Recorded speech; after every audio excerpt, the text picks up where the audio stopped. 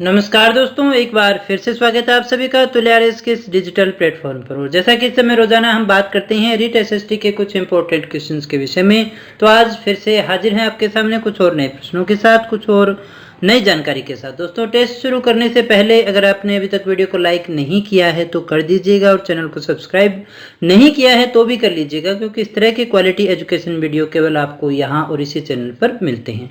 तो दोस्तों, आज का जो हमारा टेस्ट है वो आधारित है क्लास 12th की जो हमारी किताब है, हिस्ट्री की किताब पर आधारित है, हिस्ट्री की बुक पर आधारित है। दोस्तों, कल भी हमने इसी किताब के कुछ प्रश्नों के विषय में बात की थी, आज भी अपनी इसी किताब से कुछ प्रश्न देखने वाले हैं।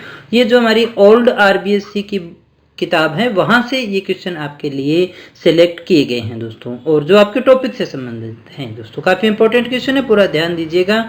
तो देखें, हमारा पहला प्रश्न जो आपसे पूछ रहा है, अंग्रेजों द्वारा भारत विजय से पूर्व भारत अपना सामान निर्यात करने के बाद में मुख्य रूप से प्राप्त करता था। क्या प्राप्त करता था दोस्तों? घोड़े और शराब मिलता था उसको, सूती वस्त्र मिलते थे, सोना चांदी मिलता था, या फिर हथियार और गोला बारूद मिलता था। दोस्तों, प्रश्न को ढंग से समझिएगा। अंग्रेजों द्वारा भारत विजय से पहले भारत अपना जब सामान निर्यात करता था तो उसको क्या प्राप्त हुआ करता था? अच्छे से पढ़िएगा और कमेंट करके आंसर बताइएगा।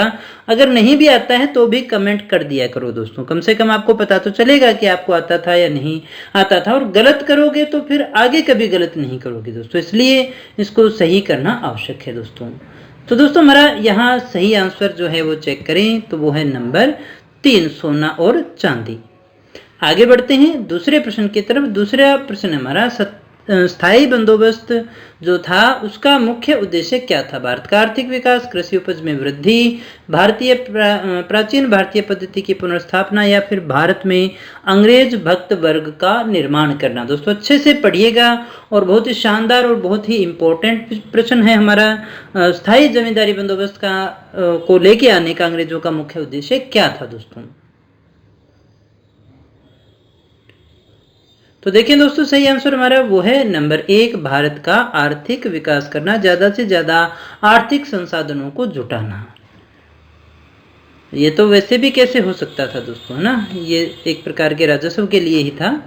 अगला हमारा प्रश्न है, औद्योगिक क्रांति के प्रारंभ में ब्रिटिश उद्योगों को पूंजी मुख्य रूप से उपलब्ध हुई। जो ब्रिटिश उद्योग थे उनको मुख्य जो पूंजी है वो कहाँ से मिली थी दोस्तों? औद्योगिक क्रांति के प्रारंभ में ब्रिटिश उद्योगों को भारत में लूटे गए धन से, ब्रिटिश उद्योगों के विकास के कारण, ब्रिटेन में कृषि क्रांति होने के कारण, या अमेरिका में कमाए गए धन से। क्या है दोस्तों हमारा सही आंसर? फटाफट से कमेंट कीजिएगा। तो दोस्तों, सही आंसर हमारा है नंबर 4, अमेरिका में कमाए गए धन से। आगे बढ़ते हैं चौथे प्रश्न की तरफ। ईस्ट इंडिया कंपनी द्वारा भारतीय शासन पर नियंत्रण कब आरंभ हुआ दोस्तों? वो कौन सा एक्ट था जिसके बाद में जो ईस्ट इंडिया कंपनी था उसका काम भारतीय प्रशासन को संभालना हो गया दोस्तों? 1833 के चार्टर एक्ट से, 1813 के चार्टर एक्ट से, या पिट्स के इंडिया एक्ट से, या फिर 1773 के रेगुलेटिंग एक्ट से। दोस्तों, क्या है हमारा सही आंसर? फटाफट से कमेंट करके बताइएगा। तो दोस्तों, हमारा सही आंसर है वो है नंबर 1, 1833 के चार्टर एक्ट से। आगे बढ़ते हैं अगले प्रश्न की तरफ। ईस्ट इंडिया कंपनी के व्यापार का एकाधिकार समाप्त हुआ, किस एक्ट के द्वारा समाप्त हुआ? हमें दोस्तों बताना है ईस्ट इंडिया कंपनी जो थी उसके व्यापार का एकाधिकार किस एक्ट के द्वारा समाप्त हो गया? 1858 में ब्रिटिश सरकार द्वारा शासन हाथ में लेने से हो गया, 1833 के चार्टर एक्ट से हो गया, 1813 के चार्टर एक्ट से हो गया, या फिर 1773 के रेगुलेटिंग एक्ट से हो गया? क्या है दोस्तों हमारा सही आंसर? फटाफट से कमेंट करके बताइएगा। तो दोस्तों, हमारा सही आंसर है नंबर 3, 1813 के चार्टर एक्ट से जो ईस्ट इंडिया कंपनी था उसका व्यापार पर जो एकाधिकार था वो समाप्त हो गया। छठे प्रश्न को देखिएगा। 1884 में महाजन सभा का गठन हुआ था, कहां पर हुआ था? पूना में, कलकत्ता में, मद्रास में, या फिर बंबई में दोस्तों? तो दोस्तों, सही आंसर है हमारा वो है नंबर 1, पूना में। आगे बढ़ते हैं दोस्तों अगले प्रश्न की तरफ। रसगुफ्तार नामक अखबार के प्रारंभकर्ता कौन थे? दोस्तों, आपको बताना है रसगुफ्तार नामक अखबार जो था उसके प्रारंभकर्ता कौन थे? दादा भाई नौरोजी थे, राजा राम मोहन राय थे, फिरोज शाह मेहता थे या फिर गोपाल कृष्ण गोखले थे? क्या है दोस्तों यहाँ हमारा सही आंसर? फटाफट से आपको कमेंट करके बताना है। तो दोस्तों सही आंसर है हमारा वो है नंबर 1, दादा भाई नौरोजी। 8वां हमारा प्रश्न है, कलकत्ता इंडियन एसोसिएशन नामक संगठन के प्रारंभकर्ता कौन थे? क्या है दोस्तों यहाँ हमारा सही आंसर? सुरेंद्रनाथ सेन, राजा राम मोहन राय, विपिन चंद्र पाल या फिर सुरेंद्रनाथ बनर्जी? कलकत्ता इंडियन एसोसिएशन नामक संगठन के प्रारंभकर्ता कौन थे? तो दोस्तों हमारा जो सही आंसर है वो है नंबर 4, सुरेंद्रनाथ बनर्जी।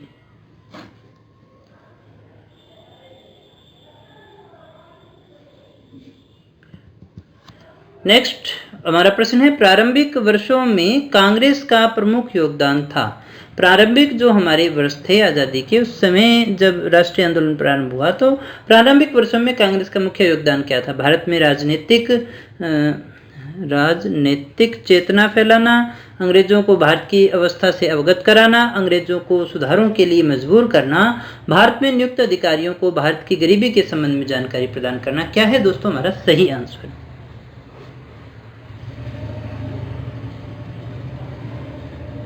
तो दोस्तों हमारा सही आंसर है यहाँ पर नंबर 1, भारत में राजनीतिक चेतना फैलाना। ये काम जो है प्रारंभिक रूप से किया गया था। भारत में औद्योगिक विवाद को सत्याग्रह द्वारा सुलझाने के लिए सर्वप्रथम जिस शहर में आंदोलन किया गया वह था? महात्मा गांधी से संबंधित कथन है दोस्तों। भारत में औद्योगिक विवाद हुआ, उसको सत्याग्रह के द्वारा सुलझाया गया। ऐसा किस शहर में आंदोलन करके किया गया था दोस्तों? सर्वप्रथम की बात कर रहे हैं। पुणे, बंबई, अहमदाबाद या फिर कलकत्ता? तो दोस्तों सही आंसर हमारा वो है नंबर 3, अहमदाबाद। बढ़े अगले प्रश्न की तरफ। जिस घटना से गांधी जी ने असहयोग आंदोलन स्थगित किया वो कौन सा था? उम्मीद करता हूँ ये क्वेश्चन आप सारे सही कर लेंगे दोस्तों। जलियांवाला बाग हत्याकांड, घुटने के बल रेंगने का हुक्म, चौरी चौरा कांड या फिर पंजाब में मार्शल लॉ को लागू करना? क्या है दोस्तों हमारा सही आंसर? फटाफट से आपको कमेंट करके आंसर करना है। तो दोस्तों हमारा जो सही आंसर है वो है नंबर 3, चौरी चौरा कांड में देखिए जब वो पुलिस थाने को जला दिया गया था, पुलिस के कर्मचारियों को मार दिया गया था, तो उसके कारण से जो है असहयोग आंदोलन गांधी जी ने वापस ले लिया था दोस्तों। काकोरी कांड का नेतृत्वकर्ता कौन था? इन चारों में से सचिंद्र सान्याल थे, रामप्रसाद बिस्मिल थे, चंद्रशेखर आजाद थे या फिर भगत सिंह थे? दोस्तों कौन थे? क्या है हमारा सही आंसर? तो दोस्तों हमारा सही आंसर है नंबर 3, चंद्रशेखर आजाद। आगे बढ़े 13वें प्रश्न की तरफ। विधानसभाओं में अड़ंगा नीति किसने अपनाई थी? विधानसभाओं में अड़ंगा नीति समाजवादी दल ने, मुस्लिम लीग ने, स्वराज दल ने या फिर कांग्रेस पार्टी ने? अड़ंगा नीति को किसके द्वारा अपनाया गया था? क्या है सही आंसर हमारा? तो दोस्तों यहाँ जो सही आंसर है वो है नंबर 3, स्वराज दल ने। आगे बढ़े अगले प्रश्न की तरफ। प्लेग कमिश्नर रैंड की हत्या की थी, किसने की थी दोस्तों? खुदीराम बोस ने, मदन लाल ने, उधम सिंह ने या फिर चापेकर बंधु ने? प्लेग कमिश्नर रैंड जो था उसकी हत्या किसके द्वारा की गई थी दोस्तों?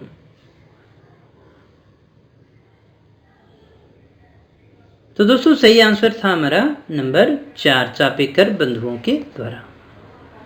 आगे बढ़ते हैं 15वें प्रश्न की तरफ। लंदन में इंडिया हाउस की स्थापना किसने की थी? रास बिहारी बोस ने, बी डी सावरकर ने, श्यामजी कृष्ण वर्मा ने या फिर लाला हरदयाल ने? किसने की थी दोस्तों? इंडिया हाउस की स्थापना किसके द्वारा की गई थी? क्या है सही आंसर हमारा? तो दोस्तों यहाँ जो सही आंसर है वो है नंबर 3, श्यामजी कृष्ण वर्मा के द्वारा की गई थी। आगे बढ़े अगले प्रश्न की तरफ। तो जिन्हें ब्रिटिश सरकार द्वारा 2 जन्मों की सजा दी गई थी, यहाँ जो नहीं है दोस्तों, इसको 2 कर लीजिएगा, 2 जन्मों की सजा दी गई थी दोस्तों। मदनलाल धिंगड़ा, वारिंद्र घोष, जतिन मुखर्जी या फिर वी डी सावरकर?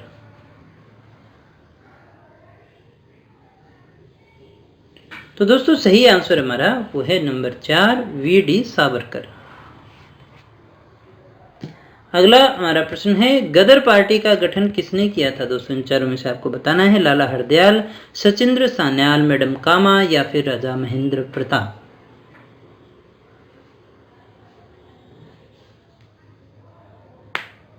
तो दोस्तों सही आंसर है हमारा नंबर 1 लाला हरदयाल। आगे बढ़ें। सर्वप्रथम विदेश में भारत का ध्वजा फहराने वाली महिला थी। भारत की ध्वजा फहराने वाली महिला कौन थी? क्या है सही आंसर हमारा? मैडम कामा, कल्पना दत्त, रानी गार्डिनल्यू या फिर प्रीतिलता वाडेयर। क्या है सही आंसर हमारा? तो दोस्तों सही आंसर हमारा नंबर 1 मैडम कामा। आगे बढ़ें अगले प्रश्न की तरफ। वाघा जतीन के नाम से प्रसिद्ध हुए कौन? यतीन्द्रनाथ मुखर्जी, जतीन दास, यतीन्द्र दास या फिर सुरेंद्रनाथ बनर्जी। वाघा जतीन के नाम से प्रसिद्ध कौन रहे दोस्तों? क्या है हमारा सही आंसर? तो दोस्तों सही आंसर है हमारा नंबर 1 यतीन्द्रनाथ मुखर्जी। अगले प्रश्न को देखें दोस्तों, जो आज का हमारा अंतिम प्रश्न भी है। क्रिप्स मिशन भारत कब आया था दोस्तों? 20 मार्च 1942 को, 18 मार्च 1942 को, 21 मार्च या फिर 23 मार्च। दोस्तों बिल्कुल फैक्ट से पूछा गया, यानी डेट पूछी गई आपसे, एग्जैक्ट डेट। क्या होगा सही आंसर हमारा दोस्तों?